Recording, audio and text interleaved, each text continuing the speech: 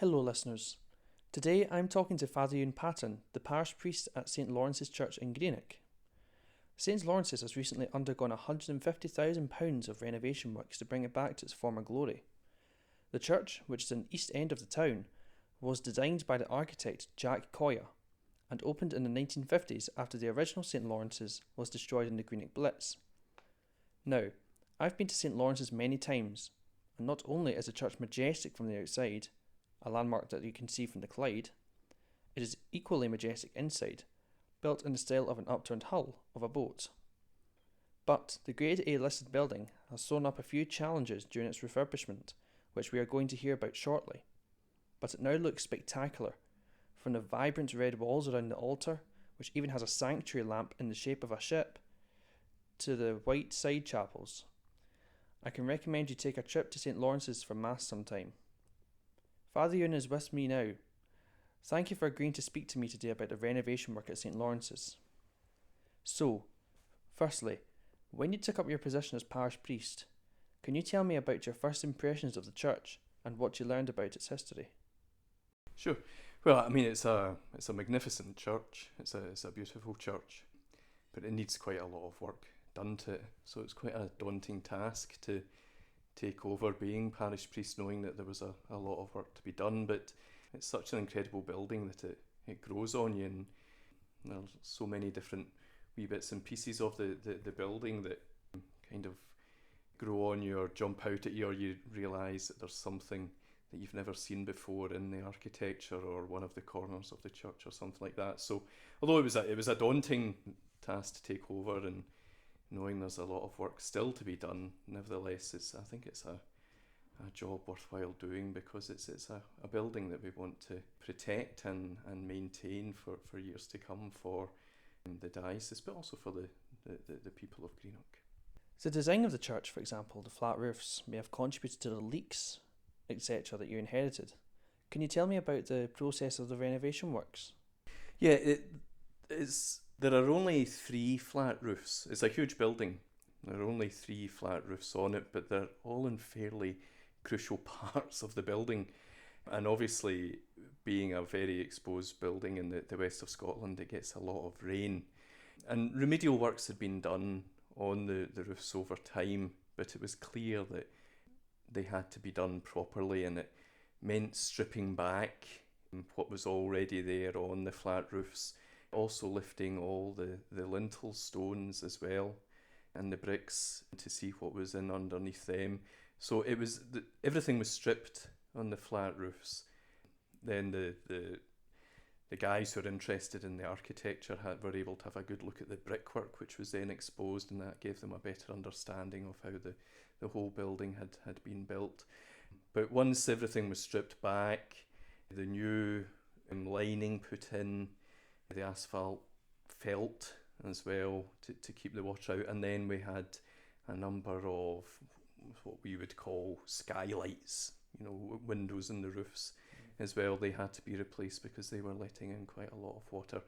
But so it was a big job, but now that it's been done, we're very happy with it. St Laurence's is a Grade A listed building. I understand when it came to the plasterwork, you needed to seek the expertise of specialists in lime mortar. Yes, that was quite interesting. I didn't realise that I would learn so much about building techniques that were used in decades past. But when the building was being built in the early 50s, it was lime mortar that was used for the brickwork. It wasn't cement. And lime mortar in the 50s was simply mixed by hand and by eye, so it wasn't really measured out. So the lime mortar around the building varies, I suppose, just perhaps depending on how wet the day was when that particular part was done, maybe how the builders were feeling, how much lime they wanted to put in that day or whatever. So what happened was when the lime mortar was being replaced, we had to send it away to Dundee, where the Lime Mortar Trust exists. Who knew there was such a thing as the Scottish Lime Trust? But it was examined there so that they could get the measurements right of how much lime there was in the mixture, so that when we were replacing it, it would mix perfectly with what was there. So that was quite interesting. Of course, it does delay things, as you say. It's a Grade A listed building, so you have to do all of these things properly. So we had to get the Scottish Lime Trust involved, and then they would examine it, but it took a long time, and it just it's delay upon delay. But eventually, when we were told what the mixture was for the lime mortar, we then had to get the guys who were still capable of doing lime mortar building work, and there are only 2 of them for Scotland, so we then had to arrange a time when they could come and do it, and they did the work. They put on 1 layer, and then it has to be allowed to dry out naturally for a fortnight, and then they come back and put on another layer.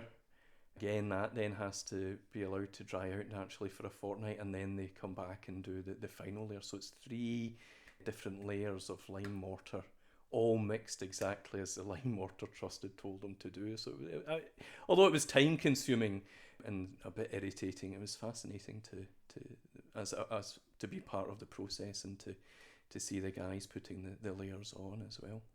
So slowly, things have been taking shape. How's the work looking today, in particular the Holy Souls Chapel?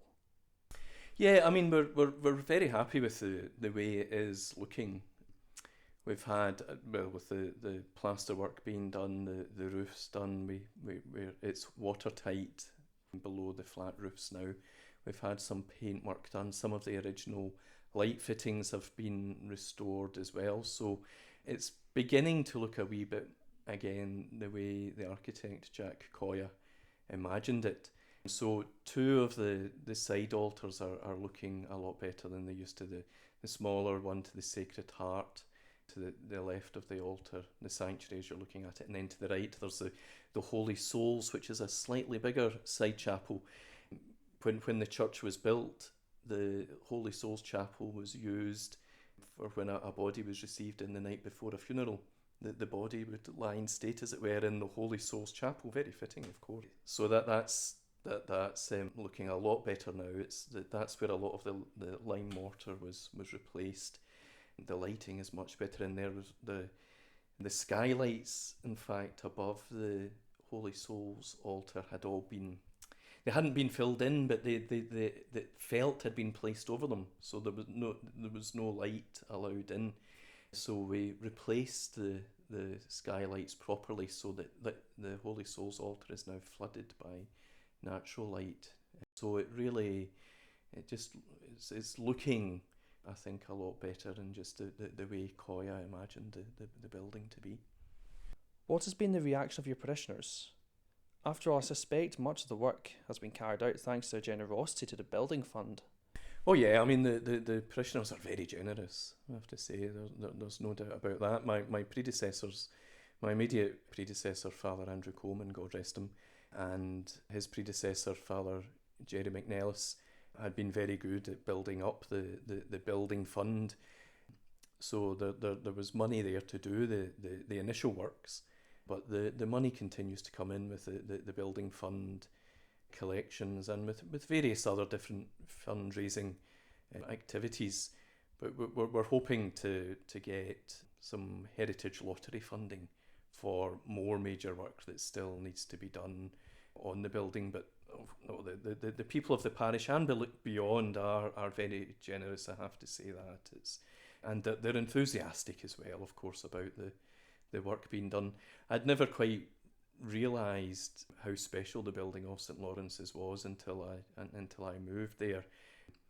And then I discovered how much it meant to the parishioner, the history behind it, and the architectural genius of the building. But also, since I've been in St Lawrence's, I've also realised how much the building actually means to the people of Greenock in general, the town, not just the parishioners, but it's a landmark. So if you're out on the Clyde, on the Waverley, or some other boat or ship, and you look towards Greenock, St Lawrence's stands out sitting there in the hill, and it is a building that is truly loved by the people of Greenock. So, the response of parishioners is terrific, but the response of the wider community and the interest from the local newspaper, the Greenock Telegraph, has been quite heartwarming as well. I suspect there's still much work to be done, but are you happy you're preserving a piece of history for future generations? Oh yeah, definitely. I mean, I think that's really the driving force, the driving idea behind everything, is the desire to make sure that this Grade A listed building is, maintained for generations to come. The St Lawrence's building replaced another church which was destroyed during the Greenock Blitz in May 1941. There were 2 nights that the Luftwaffe flew over Inverclyde and blitzed the area, and so the St Lawrence's church was destroyed by it. So it then took quite a while for the present building to be built, and the architect Jack Coyer is quite a famous Scottish architect from Gillespie Kidd and Coyer, the company that he headed, and it's one of his masterpieces. There's an architect who we've got involved in the work that's going on, who's an expert in Jack Coy, and he just loves visiting St Lawrence's and seeing the architectural genius of Coya behind everything. So it's daunting that it's a Grade A listed building. It does give me sleepless nights. You have to ask permission to put a nail in the wall almost, but it's all the work, all the effort, and the enthusiasm of everybody is terrific, and I think everybody realises that we want to keep this gem, for people to worship God in for generations to come. Father Eoin, thank you very much. Pleasure. Thank you. God bless.